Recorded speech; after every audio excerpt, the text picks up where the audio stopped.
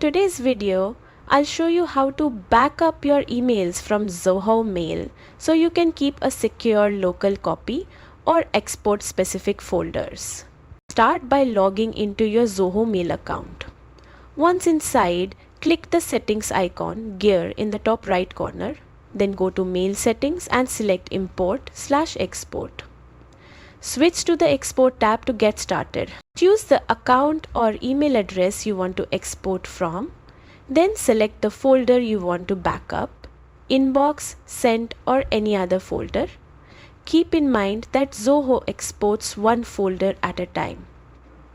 Next, set the date range for the emails you want to export. Click Export and Zoho will generate a zip file containing your emails in MML format. For larger folders, this may take a few minutes. Once ready, you receive an email with a download link. Click it to save your emails to your computer. If you have multiple folders, repeat the process for each one. For very large folders, exporting in smaller date ranges can make it faster.